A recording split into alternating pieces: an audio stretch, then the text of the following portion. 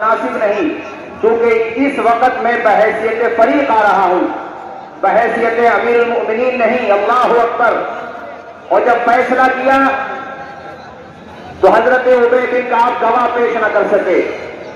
جب گواہ پیش نہیں کیا تو حضرت عمر نے کہا میں قسم لے لیتا ہوں۔ حضرت عمر نے قسم لی اور یہ مثال قائم کر دی کہ آپ اقتدار کی کرسی پر بیٹھے ہوئے ہی کیوں نہ ہو، جب معاملہ انصاف کا ہو تو انصاف کی ترازو کو برقرار رکھیے۔ اللہ سبحان اللہ۔ یہ واقعہ سنا کے میں اپنی بات ختم کرتا ہوں۔ ایک موقع پر حضرت عمر سفر کے دوران آپ کو کھانے کی حاجت ہوئی، بکریوں کا ریوڑ آپ کے سامنے سے گزرا، آپ نے بکریوں کے چرواہے کو بلایا اور کہا کہ تھوڑا سا دودھ ہمیں آپ دے دو، اس کی قیمت ہم آپ کو دے دیں گے۔ وہ بکریوں کا چرواہا، اللہ اکبر، اس نے کہا کہ مجھے میرے مالک نے بکریاں چرانے کے لیے رکھا ہے، ان کا دودھ کسی کو بیچنا یہ امانت میں خیانت ہے، میں امانت میں خیانت نہیں کر سکتا۔ حضرت عمر بہت خوش ہوئے، لیکن امتحان کے طور پہ حضرت عمر نے بکریوں کے چرواہے سے کہا کہ اگر تم مجھے کچھ دودھ بکریوں کے تھن سے نکال کر دے بھی دو گے تو تمہارے مالک کو کیا پتا، وہ تو شہر میں رہتا ہے۔ تو بکریوں کے چرواہے نے حضرت عمر سے کہا کہ اے اجنبی مسافر، یہ تو میں بھی جانتا ہوں کہ میری بکریوں کا مالک مجھے نہیں دیکھ رہا ہے، مگر ہم سب کا خالق تو دیکھ رہا ہے۔ سبحان اللہ دیکھ رہا ہے۔ بکریوں کے مالک کے ساتھ خیانت کر کے پردہ پوشی کر سکتا ہوں، مگر خدا کے علم سے نہیں چھپ سکتا۔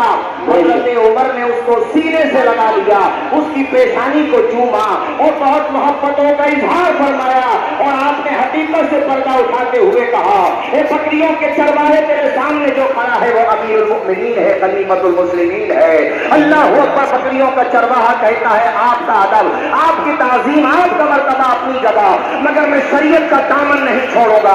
حضرت عمر نے ماتھا چوم کے کہا میرے بھائی، میں اسی بات کی تو مبارکباد دے رہا ہوں، اور سن، جب تک تیرے جیسے امانت دار مسلمان روئے زمین پر زندہ رہیں گے، اسلام کے پرچم کو کوئی سرنگو نہیں۔ سبحان اللہ سبحان اللہ۔ ہمارے اور آپ کے سامنے بھی یہی پیغام ہے، میرے بھائی کوئی دیکھے یا نہ دیکھے، مگر ہمیں پیدا کرنے والا ہمارا خدا دیکھ رہا ہے۔ راتوں کے اندھیروں میں موبائلوں کی اسکرین پر غلاظتیں دیکھنے سے پہلے سوچ لیا کرو، اگرچہ سی سی ٹی وی کیمرہ نہیں لگا ہوا ہے، اگرچہ پولیس نہیں دیکھ رہی ہے، اگرچہ شاسنوں پہ شاسن کی نظر ہمارے اوپر نہیں ہے، اگرچہ ہم نے مکان کا دروازہ بند کر لیا ہے، اگرچہ دنیا کی کوئی آنکھ نہیں دیکھ رہی ہے، لیکن تحت الثری تک بھی پہنچ جاؤ تو خدا کے علم سے نہیں چھپ سکتے ہو، اللہ کی پکڑ سے نہیں بچ سکتے ہو۔